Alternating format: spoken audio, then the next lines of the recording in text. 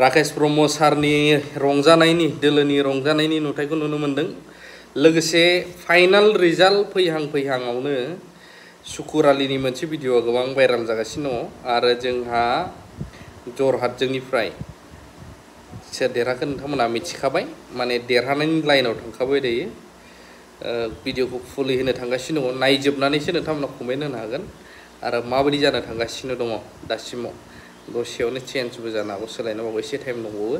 थ' नायलांग्रो सुकुरालिनिबो मोनसे video viral जादों, मानो होनब्ला बिथाङा टटेल दासिमाव बेसेबां भट मोनखो आरो एसे एनैसो फैदेरबावनो हागौ, देखायनो नाजागोन।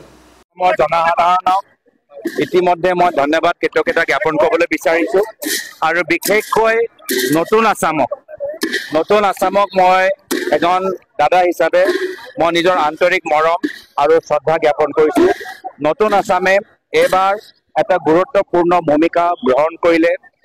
বেংগালোৰ, পুনে, বম্বে, দিল্লী চাকৰি এৰি তেওঁলোকে ভোট দিয়া দিনত সকলোৱে চাকৰিৰ পৰা ছুটি লৈ অসমত আহি ভোট প্ৰদান কৰিলে আৰু তেখেতৰ ভোট অহংকাৰৰ বিৰুদ্ধে, তেখেতৰ ভোট ঘৃণাৰ বিৰুদ্ধে, তেখেতৰ ভোট অভদ্ৰ ব্যৱহাৰৰ বিৰুদ্ধে, তেখেতৰ ভোট পইচা আৰু বাহুবলৰ ৰাজনীতিৰ বিৰুদ্ধে। আৰু সেইকাৰণে যেতিয়া নতুন আছামে এনেকুৱা এটা ইংগিত আমাক দিছে, আশীৰ্বাদ হিচাপে মই গ্ৰহণ কৰিছোঁ আৰু আমি সকলোৱে মিলিজুলি বিৰোধী ঐক্য মঞ্চৰ আমি সকলো একগোট হৈ ৰাইজৰ দল, অসম জাতীয় পৰিষদ দল, CPM, CPIM দল, আম আদমি কংগ্ৰেছ দল, আমি সকলোৱে নতুন আছামৰ যে আমাক ওপৰত যে আস্থা প্ৰকাশ কৰিছে, সেই আস্থা বিনিময়ত আমি সকলোৱে নতুন আছামৰ মৰমৰ বিনিময়ত দায়বদ্ধ হৈ আমি ভৱিষ্যত কাম কৰি যাম।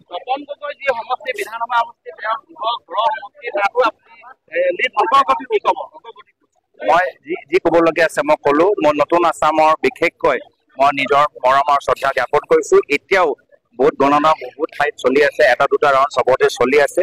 যেতিয়া ভালকৈ ভোটখিনি ওলাই আহিব, গোটেই তথ্যবোৰ আমাৰ ওচৰত থাকিব, তেতিয়া মই আৰু ভালকৈ ক'ব পাৰিম। আজিৰ তাৰিখত মই আমাৰ নতুন আছামক মই বিশেষভাৱে মৰম ৰাষ্ট্ৰীয় প্ৰেক্ষাপটত এতিয়াও আমাৰ চৰকাৰ বনাৰ সম্ভাৱনা আছে।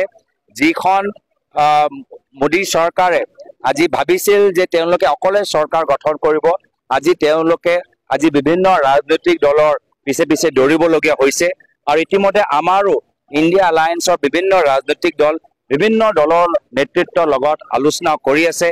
সকলোকে মনত আছে যে কেনেদৰে যোৱা 5 বছৰ প্ৰধানমন্ত্ৰী মোদী ডাঙৰীয়া বিভিন্ন ৰাজনৈতিক দলৰ নেতৃত্বৰ লগত কিমান অহংকাৰ আৰু কিমান বেয়া ব্যৱহাৰ সকলৰ লগত কৰিছে। কোনোৱে সেই কথাবোৰ পাহৰি যোৱা নাই। সকলোৱে জানে যে সন্মান আৰু মৰ্যাদা যদি পাবলগীয়া আছে, इंडिया अलायंस से मैं अभी भी अपेक्षा करता हूं कि इंडिया अलायंस शाम तक अपनी सरकार बनाने में सक्षम होगी। हम विभिन्न राजनीतिक दलों के साथ इस समय बात कर रहे हैं। कोई भी राजनीतिक दल का नेता ये भूल नहीं चुका है कि किस प्रकार से पिछले 5 सालों में प्रधानमंत्री मोदी जी ने उनके साथ दुर्व्यवहार किया है, अहंकार प्रकाशित किया है।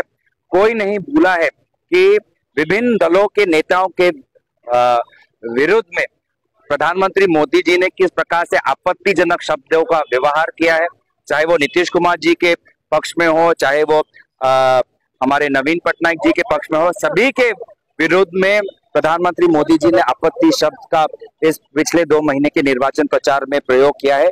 कोई नहीं भूला है और मेरा विश्वास है कि इंडिया अलायंस के साथ जब ये विभिन्न राजनीतिक दल बात करेंगे तो उनको एक सम्मानजनक एक भविष्य इंडिया अलायंस के साथ दिखाई पड़े। मैं बिराट ভাল পাইছোঁ, সন্তুষ্ট হৈছোঁ যে নিৰ্বাচনৰ সময় আমি যিখিনি